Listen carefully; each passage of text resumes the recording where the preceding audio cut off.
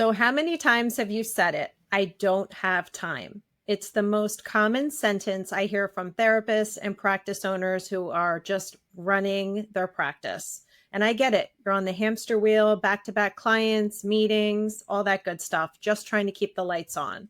The last thing you want to do at the end of the day is to start digging that little hole behind the poster on the wall.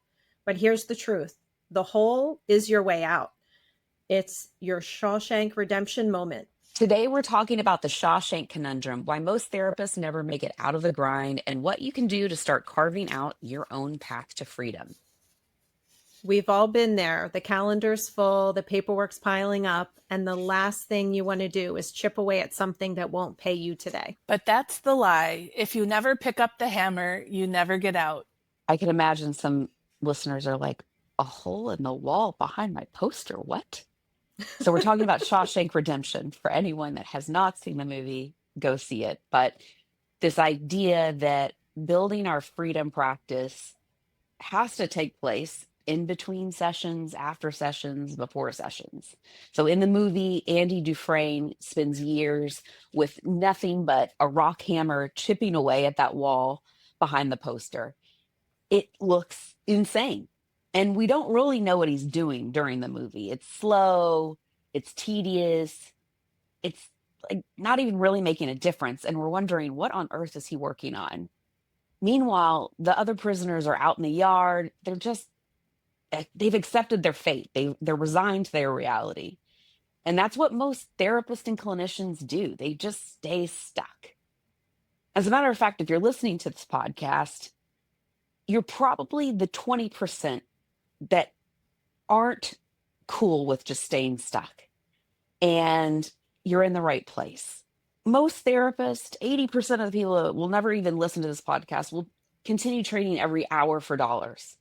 They'll look at their packed caseload and think, there's just no time to build something else, maybe in another lifetime. But if you're listening to this, you're not most therapists. You're the apex predator of our field. You already sense that there's a better way, and you know your expertise is worth more than those 45-minute blocks that an insurance says is valuable. Let's talk about the phrase, I don't have time. When you say that, what you're really saying is, it's just not a priority right now. Because the reality is, if something matters, you carve out the time. Just like you do for exercise, just like you do for your kids, just like you do for your relationship or partnership. Working on your practice has to get that same level of commitment. Otherwise, you stay in the chair forever. Here's the distinction. Doing payroll is not a strategy. So if you're working on the business versus working in the business, and you find yourself just doing another $15 to $22 an hour job, then you just created another job for yourself, and you're not actually working to scale your practice. Strategy is asking, how do I build retention into my systems? How do I create a scalable model or program or mastermind or retreat? And thinking about, if you are younger and you're coming into this field, the first half of your decade is building your clinical skills. It's built sharpening your skills. It's taking CEs and learning from others and getting consultation and becoming seasoned at your craft. But the second half of your practice is about scaling and growing something that can exist without you. And that's what we're talking about today. Here's another excuse I often hear: I don't have time to train another me. But do you have time to get back some more time? Imagine training another clinician to replicate not just your clinical skill, but your ability to keep clients, retain them, serve them. That's not wasted time. That's time that pays you back for years moving forward. The idea here is that I think a lot of clinicians, myself included, feel guilty about saying, I want to get off the chair. And that was a lot of the feedback I got about the title of our podcast, was like, I mean, you're talking to people, especially, people that went through these doctoral programs, they're six figures in debt. They spent most of their life training to become this one very specialized professional. And now you're talking about getting off the chair. What are you looking to do? And what is that for?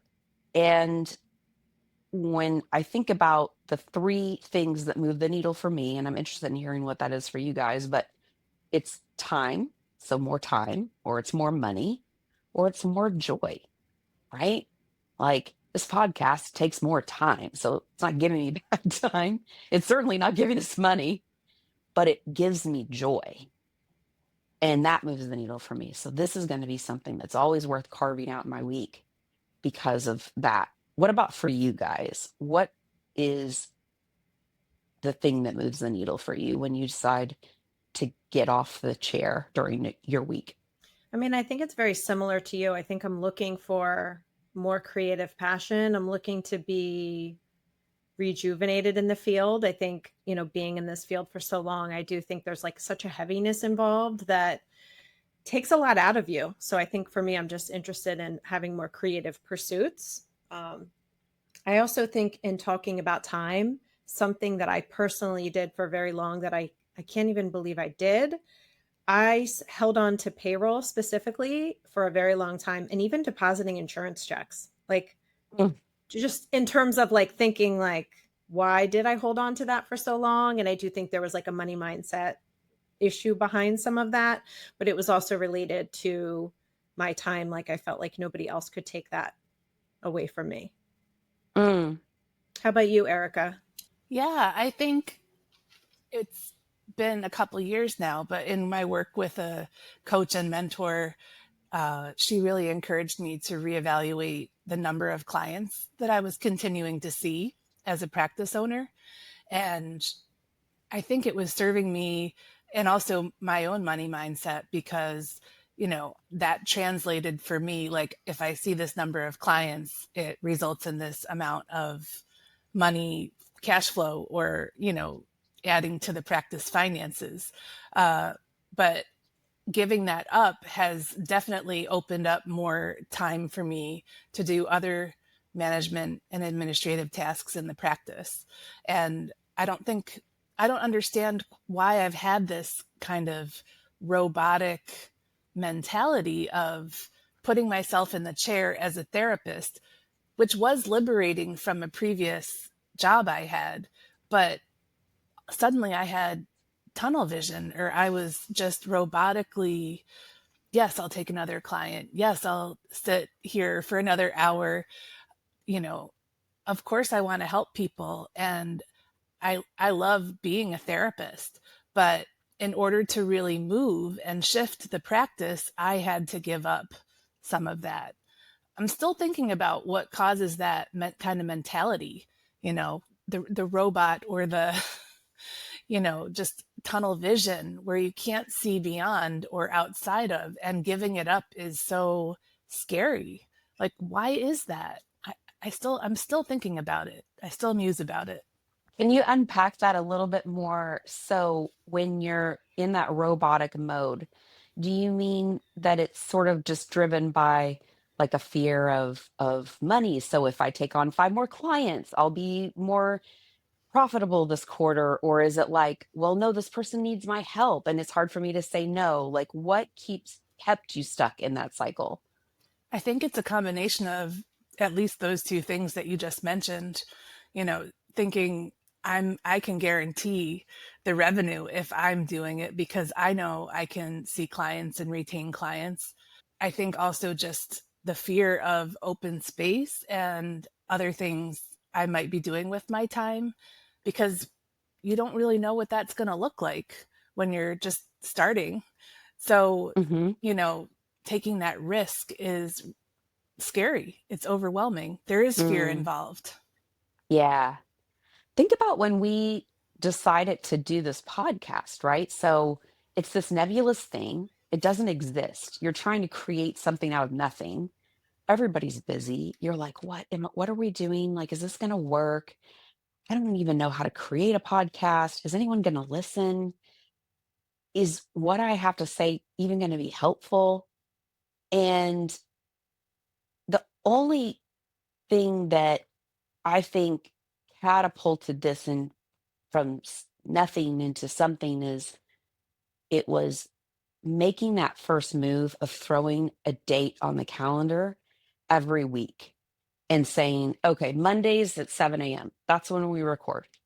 And that's just a non negotiable. Like everybody in my family knows, don't come in the office. This is what's happening.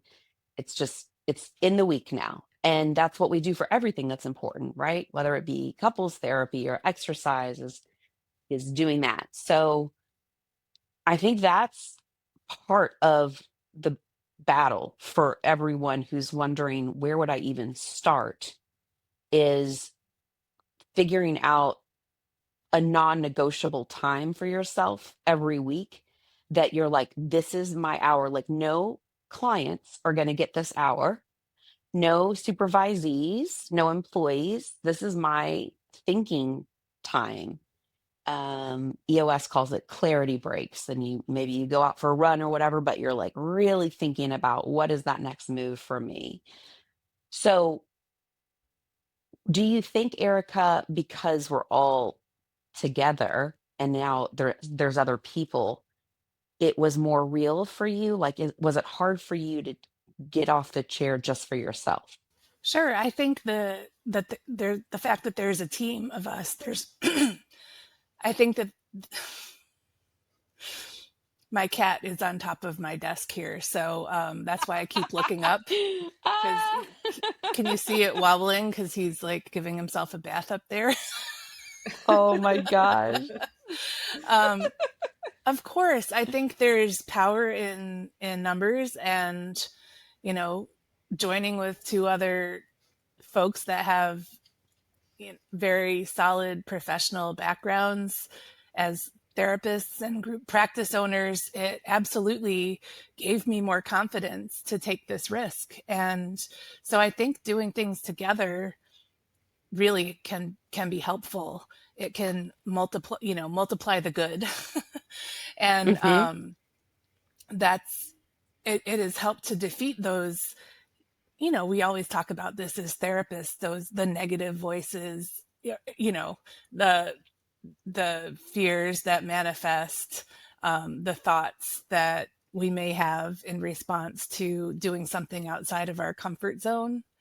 Um, I think knowing that we've joined together in this endeavor has bolstered me and given me more confidence to pursue it. Yeah. Just standing alone can be really scary. Yeah. I agree with that. I think it's uplifting that we do it together and we spend time to even like motivate ourselves and motivate each other to do this. Because Yeah. I see such amazing things in each of you that again, as we were, it's all lived experiences, but I just think there's a uniqueness about us seeing each other in our professional roles, but we get to see each other behind the scenes doing this too. And I think we get to just see the best in each other. Yeah, so that's a great point. Um, Beyond just carving out the time for yourself, there's a level of accountability that comes with doing it with others. And I'm such a, gosh, I don't even know what this is. I don't know if this is the Aquarius or whatever, but it's like I'm very independent. I was never good at group projects. And in college, if like we were assigned a group, I was like, you guys, I'll just do it. Like it was easier for me to just do the thing than to try to talk to someone about doing the thing. But I will say that having two other people as part of this endeavor holds me accountable. Like I think there would probably be weeks that would go by that I like wouldn't do anything if it was just me. Because who else cares, right? But now I've got two other people. So I think that's another good takeaway is maybe when you're starting off getting off the chair, it's accountability. It's having some accountability partners, and you guys might not even be working towards the same goal. Somebody might be working on writing a book, and somebody else might be working on a podcast, and you guys just carve out an hour to co work together Like, what are you going to do this week? Or what do you have prepared this week?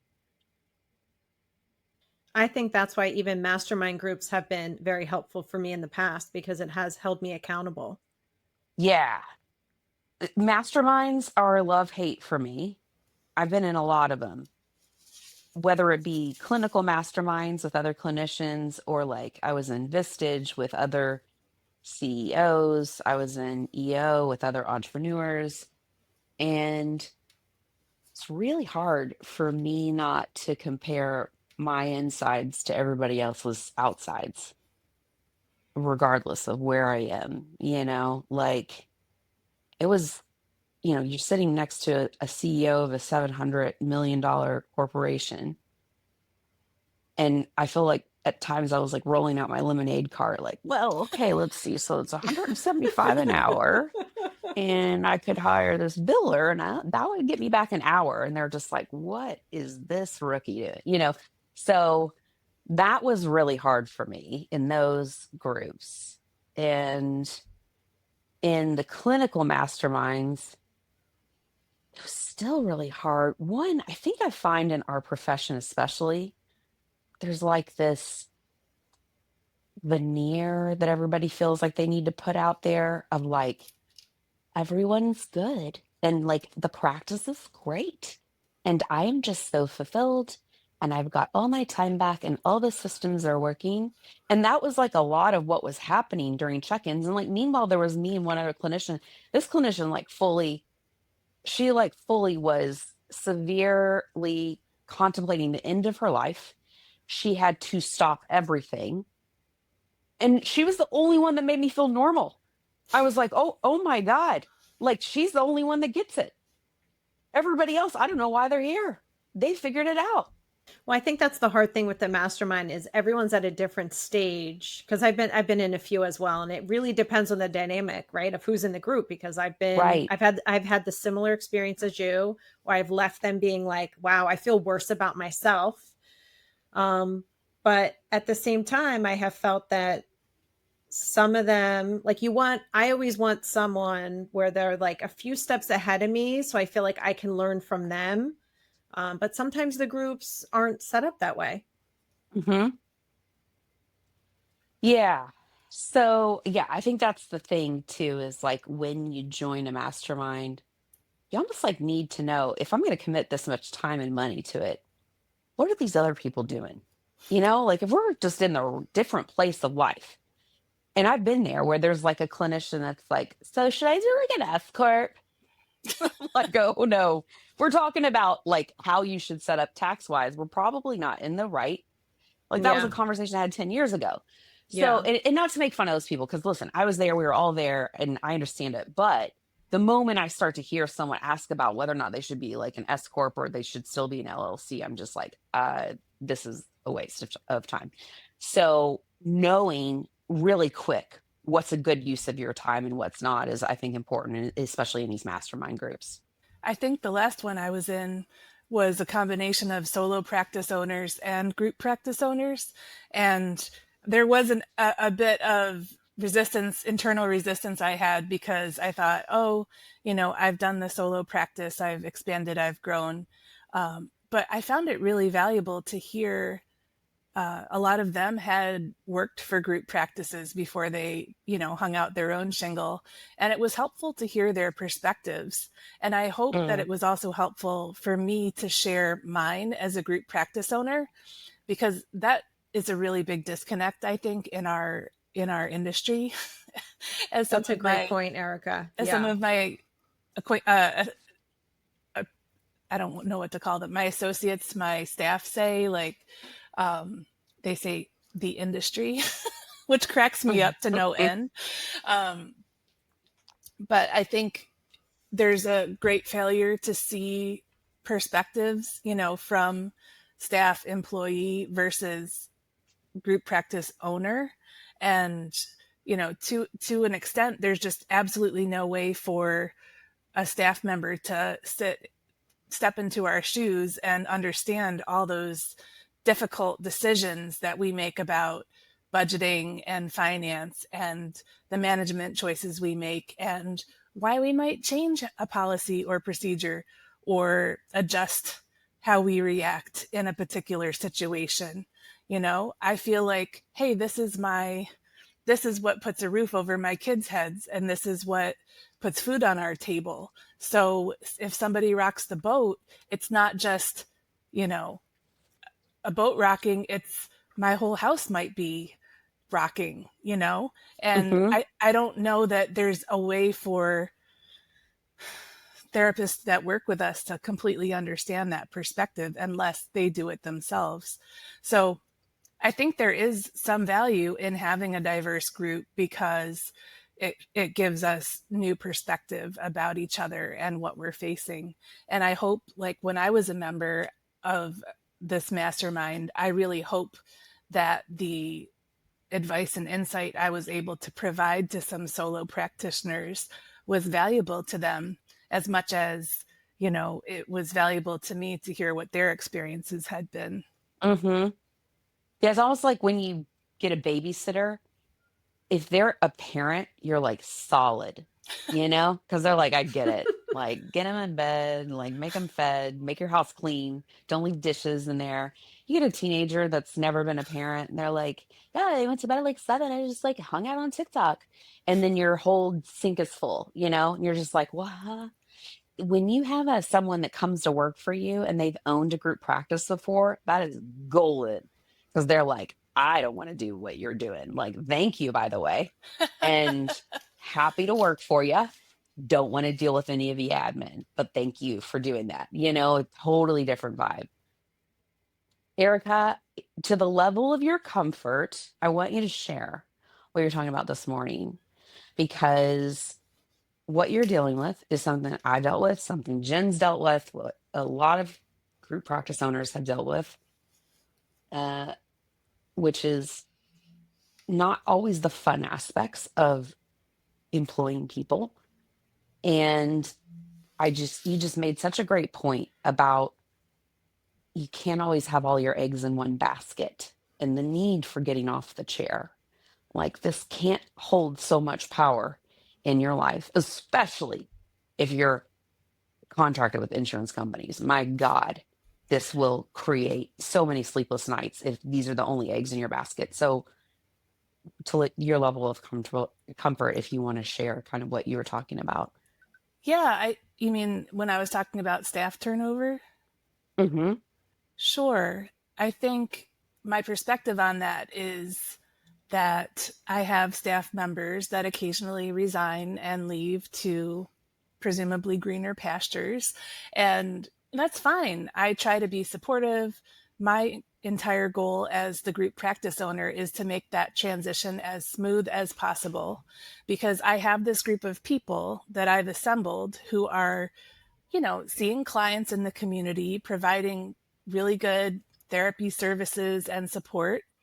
I'm mentoring them, I'm supervising them, I'm pouring myself into them.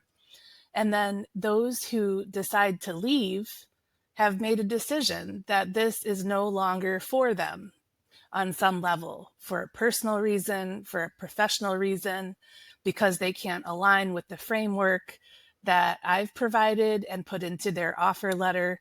There can be so many good reasons for that. I was an employee, I left jobs, but I don't always see the respect and appreciation for the disruption. And sometimes I think that, there's just some blind spots about how a departure can affect a group practice. And I'm the only one looking out for the practice. And I have said that in recent times. Hey, you're making the choice that's best for you and you're leaving, and I'm supporting you to make that departure and transition. However, I am the only one looking out for this practice. And I mean, subtext, I'm the only one looking out for my small business. I'm the only one looking out for the general financial well-being and wholeness of the practice. And, much further down the list of priorities, I'm looking out for making sure I can cover my monthly bills for my family. There's just, I just read recently, maybe this weekend, like being a business owner is something you think about 24/7. And I have Mm-hmm. moments of like, hey, let me go take a job, because then I clock in, I do the job. And I think you've said this, Colleen. I put in my time, and then I can go home and think about the new Netflix show I want to binge. And I can Mm-hmm. think about my gardening hobby and my pets and the next weekend getaway I want to plan with my children. But when you're a business owner, you think about the business all the time. There's never a Mm-hmm. break, even on vacation, Mm-hmm. you know? So I hope that, Yeah.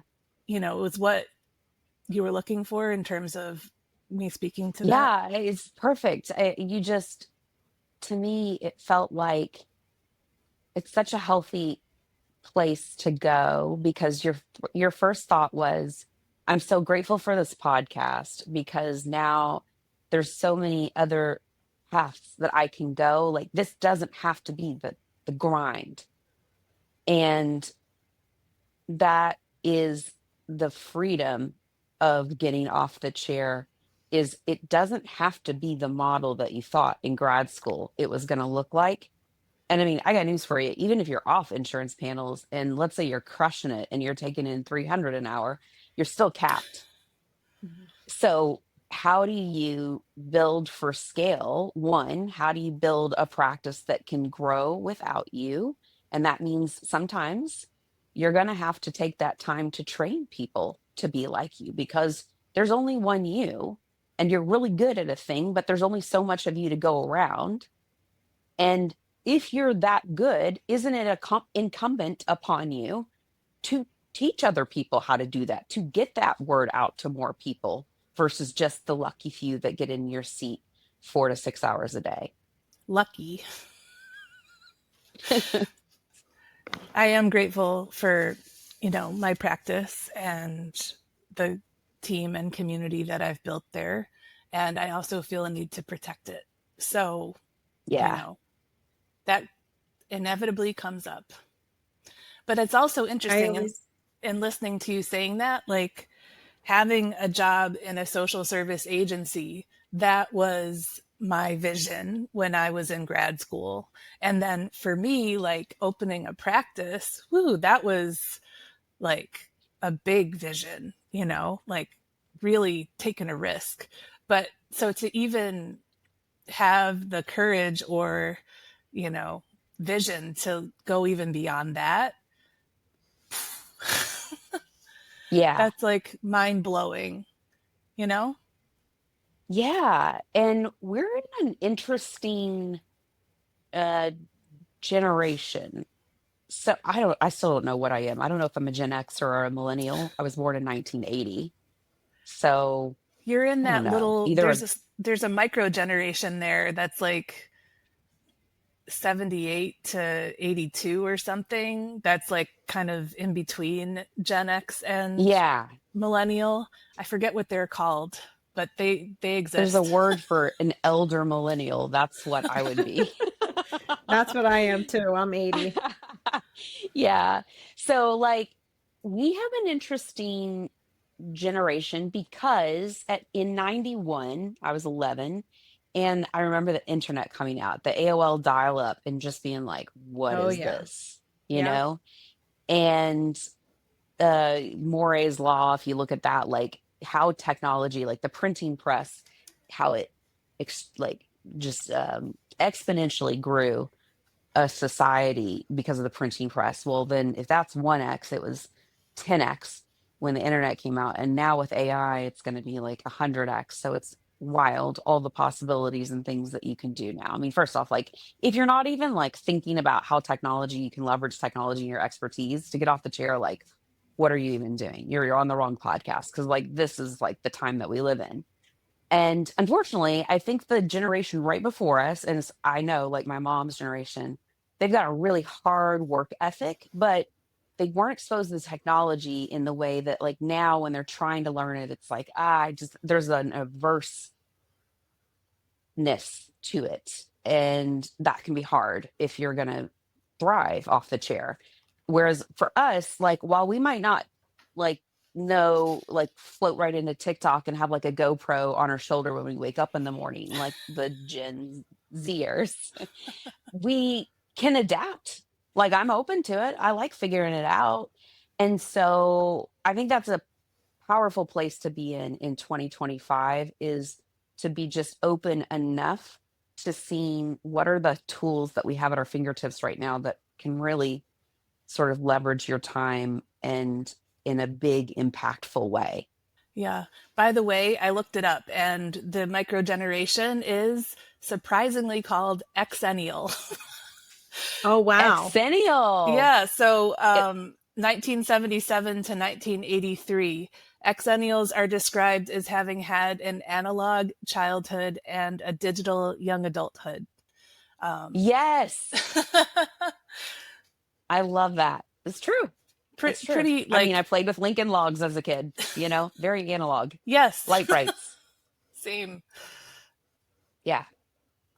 Um, so Jen, when we're talking about this and we're talking about, getting off the chair and you know, building something that can grow without you, whether or not you're a group practice owner or you're building an Etsy shop, right? That's making money while you sleep. Yeah. Something that doesn't require you to be in the chair hour for hour. What comes up for you? Where is your headspace at right now?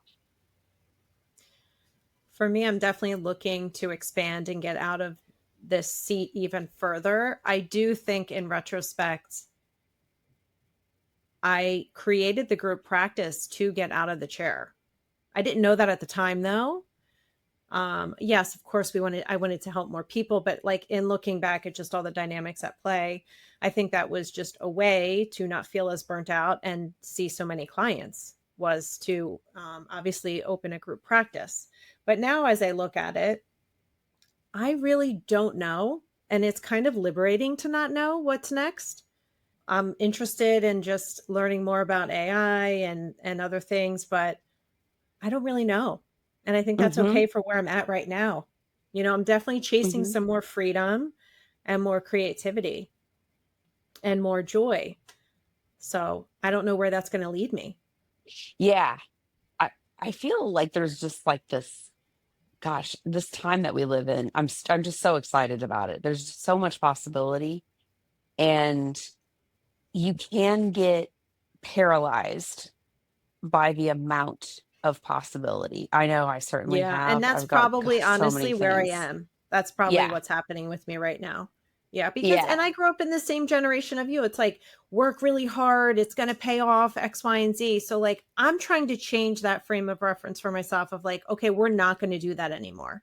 Uh-huh. Which is kind of hard for me to do. I'm not going to lie. I can easily Yeah. give me a project, I'll jump back into something, or hey, you want to create another Totally. business? I'm there. So I'm actually Yeah. trying to kind of brace myself and like hit pause a lot more than I used to in order Mm-hmm. to figure out what's next.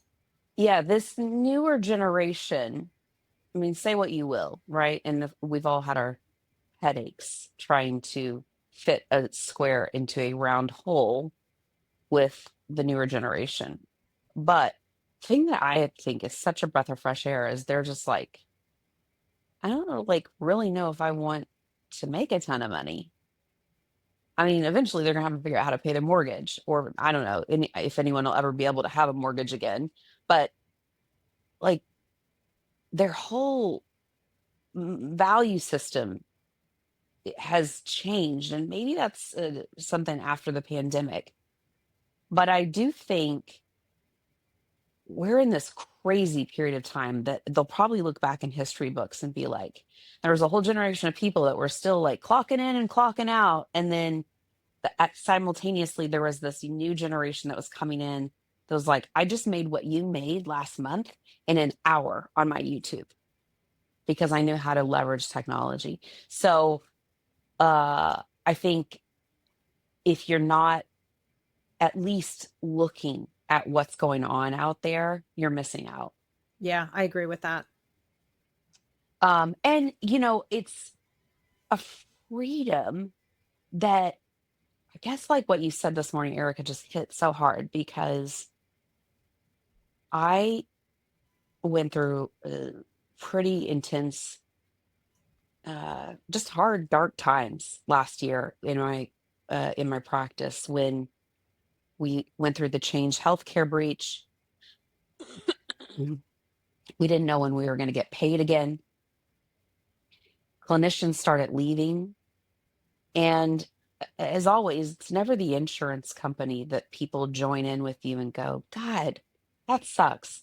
It's you. You become the vicarious person to take it on the chin. And so as the Change Healthcare breach was happening and money's not coming in, I remember the blank stares looking at me going, guys, I don't know where this money's going to come from. Like they're not paying us right now. And I just remember, almost like you were saying, Erica, this robotic, there was no room in my head for, Colleen, there's a better way. You don't have to like grind it through this way. Group practice isn't the only way you can create freedom for yourself. And there are plenty of people that do it and do it just fine, but I was so tightly wound and attached to this thing that I thought was the only alternative. And there's so many other alternatives out there, especially if you have all this training under your belt, that I think it's paramount that you are taking at least a couple hours a week away from the chair, and you are either training your successors, you're taking those people that you can see are hard workers and they want to learn and they're in your practice, and you're taking them under your wing and you're like, hey, you're really good at managing people. I'm going to have you run the next clinical meeting, or you're great with numbers. Can you run all of our testing inventory? Would you want to do that? Would you want to learn how to do that? And that delegation isn't about just throwing it or passing the buck on to someone else. It's about an investment in those around you, an investment in them to grow in a way that's going to grow your legacy for whatever you're doing. But taking that time is going to take away money. And that's exactly the reason why you have to get off the chair, because you can't fear those hours, taking those hours away. Those hours are going to be worth so much more to you than what any one client could pay. And again, I think that goes back to taking the risk, but having people who are aligned with you in navigating that together, like we are with this podcast. Mm-hmm. Yeah, for sure. I think it definitely helps having even like a biz bestie. Amber, gosh, her name's Amber, and she's a coach. Amber Holly, I think is her name. She's great. And she talks a lot about the biz bestie and how important it is to having someone that they don't necessarily have to think like you, but maybe they struggle with some of the same pain points that you do on a daily basis. And as we all know, as therapists, a problem shared is a problem have. So if you have that biz bestie that you are checking in with once a week and you're like, what are you working on? And they're like, girl, I haven't done anything. I'm just going to go do groceries. Great. That's what you've chosen to do with your time. You can hire an Instacart person at, $15 an hour to go do that for you. And then you can build something really worth your time, or you can choose to get groceries or whatever. So that other piece, reaching out and finding somebody that's an accountability partner, is so helpful. And for all entrepreneurs, I think the hardest part is working on something that maybe is putting no dollars in your pocket right now, and fervently believing in it when everybody else is like, and what are you doing? You went to school for all those years and you're doing what? So here's the question. Are you going to stay on the hamster wheel, or are you going to carve out time to dig your way out of freedom? The wall's right in front of you. The poster's there. The path exists. All you have to do is pick up the hammer and start. I like the hamster wheel comment. Definitely was what I was trying to say. Like, I'm on a hamster wheel. Why can I not get off of it? Why do I see this as the only thing ahead of me? Why am I a hamster? Why am I thinking like a hamster?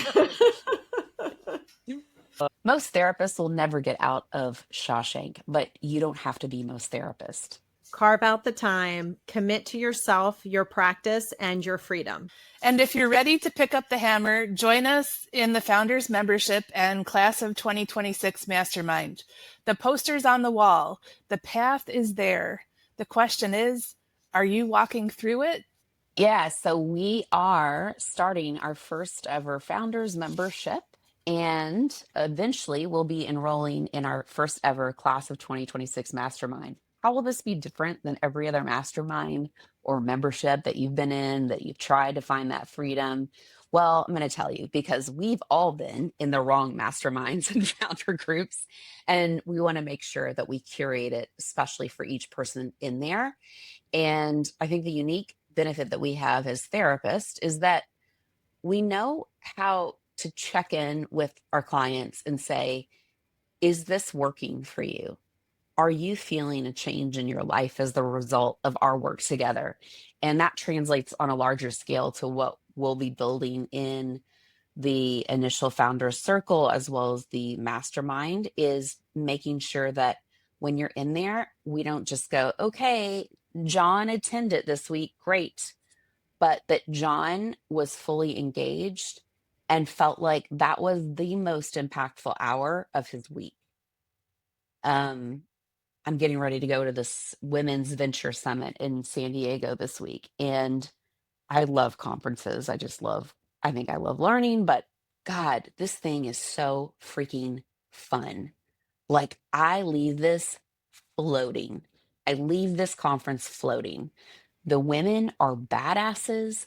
Some of them are like multi-millionaire investors that are now there looking to give back to founders. And it is so incredible, and not in like a cheesy, like, you can do it, sister, but like a empowering, like, fuck yeah, and let's figure this out. And so that's what we're building here with ours, is that every single person in the group is going to be like, you guys, I want what you have. I want this freedom. I don't know what the hell that looks like for me, but I do know I need to carve out an hour to just talking about that.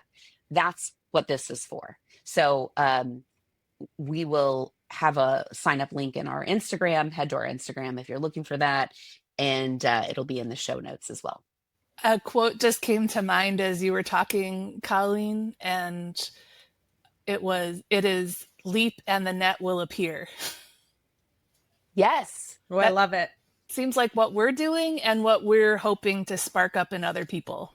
The thing I used to find myself repeating the most, and I don't remember what book I picked this stuff out of, but it's not my original content, was people will come and say that they want something different. They want change, but they'll say, I'm just waiting on all my ducks to get in a row first. And if you've actually ever watched ducks get in a row, it takes the mother goose taking the first step. She gets up and then the ducks get in the row, right? So taking that first step, whether that be joining our founder circle, the mastermind, or just simply carving out an hour for yourself during the week, that's the first step. And you'll watch your ducks get in a row. You'll watch your priorities change as you start to take those first steps. All right, guys. Well, the wall's right in front of you. The poster's there. The path exists. All you have to do is pick up the hammer and start.